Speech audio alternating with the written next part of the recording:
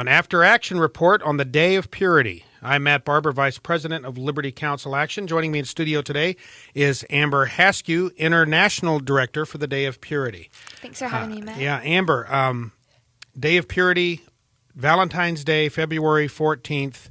We had a lot building up to it, got an incredible reaction internationally, not just on the national level. Tell us about how things went on February 14th. Well, we were really excited just to have the video that we were able to release. It's kind of a second Day of Purity. Here we have the Purity Bear. And so it's just kind of a humorous way to look into those situations where you have the opportunity to make the decision. Am I going to wait for marriage, or am I going to proceed with what feels good in the moment? Mm-hmm. And so it was just kind of a way to encourage the message to go out there that waiting is really the best option. It's the healthiest option. Now, and when you say it's the healthiest option, now quickly, give a real nutshell. What exactly, I know there are people listening who have heard us talk about the Day of Purity, who may even be familiar with the Day of Purity. What is the Day of Purity, and what are some of the positive effects of, as you point out, waiting until marriage? Yeah, the Day of Purity is just an international celebration of waiting for marriage and also a loyalty within marriage, and encourage people of all ages to really save sex for marriage. And so what we do is we encourage people to wear a white wristband or a ribbon or a white shirt on Valentine's Day to communicate that stand for purity. And we also have a website, Day of Purity, that has information. It has statistics. It has flyers that you can print out and send to your friends or hand out at school, and we have different resources there that are available.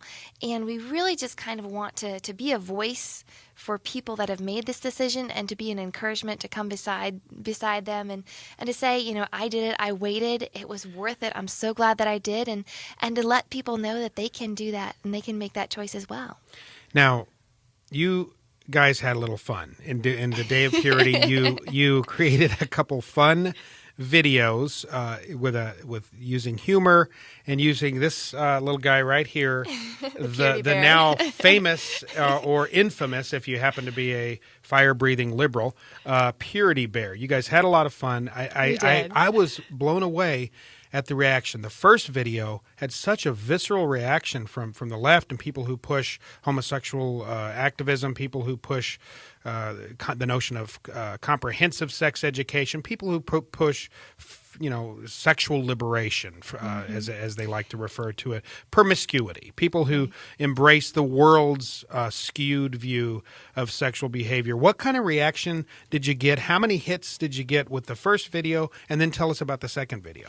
Sure. Well, the first video was a little bit of an education for me, I will admit, because the other side always preaches tolerance, but I didn't realize how completely intolerant they would be of somebody having the message and having the voice of saying, I waited, you can wait, and that is not a message that is acceptable within their circles. And the crude language, the visceral hate that came out was really surprising to me. And my heart just went out to the students that have made this choice for themselves of if this type of hatred is turned towards an organization, think how an individual student would react and respond to people targeting them with this level of hatred. And so I was excited that the Day of Purity could stand up and to take that and to get that message out and to say, hey, it's not acceptable to be intolerant of this perspective of this life choice.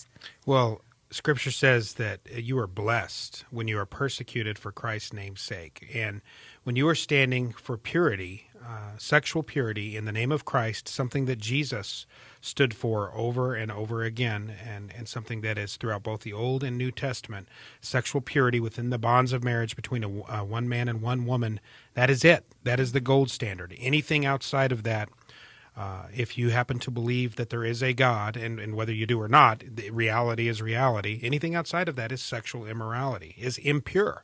Mm-hmm. You are standing for purity, and you guys took arrows and the hatred of the left, the attacks, the name-calling, but that visceral reaction, we shouldn't be surprised. We were forewarned about this. Jesus himself said that they are going to hate you because they first hated me. And you experienced, for you to experience that, as you mentioned, what was that like? I mean, Well, for me, it was just kind of interesting because our society recognizes and it's okay to talk about how, smoking is unhealthy, how drugs are unhealthy.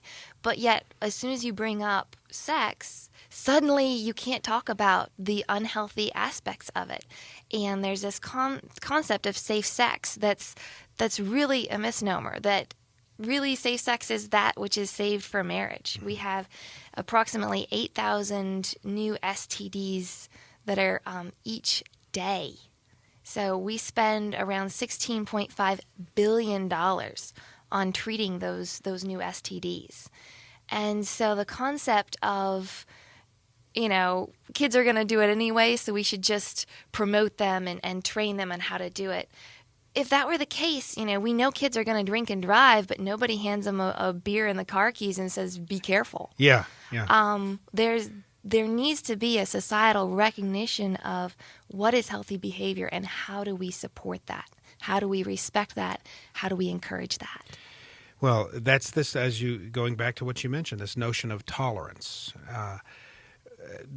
Intolerance will not be tolerated from the left. And intolerance of basically their carte blanche, anything goes. There is no such thing as purity. There is no such thing as morality. All morality is relative. If you say that there are fixed lines of demarcation between right and wrong, then you're a bigot. You're a hater.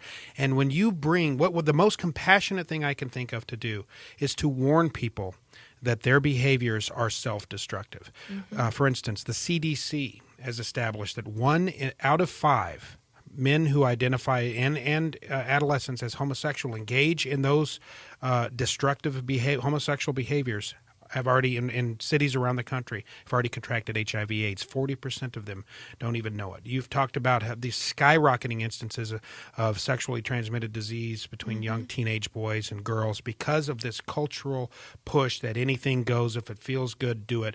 When we come in and warn them, you are killing yourself. You are hurting yourself. You are ruining your marriage before you've even entered into a marriage. The attacks are mind-boggling.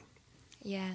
And on the other side, that I just want to get a message of hope out there. Purdue just had a study that came out that talked with, and it actually linked teaching abstinence with increased success in school. And so there's this concept of people throw out the ideas that, abstinence education doesn't work. And abstinence education does have an effect. It may not be today, but in every way possible. But it does have an effect. There's the reason they do anti-smoking campaigns. Yeah. And that's one of the things that we did with our Purity Bear here was just a purity campaign of trying to get the message out in a humorous way of that people do decide to wait and an encouragement of that decision. Well, the message definitely got out, and even though there were a lot of people that didn't like the message, they still heard the message. So congratulations for a job well done. To your point about the studies that show, and there are multiple studies now that show people who wait for marriage to engage in sexual behavior overwhelmingly are more successful. It's common sense. If they can train themselves to curb those natural biological drives that people have, can contain those drives and have the discipline to do the right thing, to do what is best in their best interest, to wait, then it stands to reason that they're going to apply that mindset to everything else in life. They're going to be more successful quickly. And I guess just real quickly, I do want to speak to the kids out there that are listening, that there's so many messages through the media, through the movies, turning on the radio and hearing a song of saying that you can't wait. And there's this expectation that kids aren't able to do this. And I just wanted to really speak to you to say you can. I did, and I'm so glad that I did.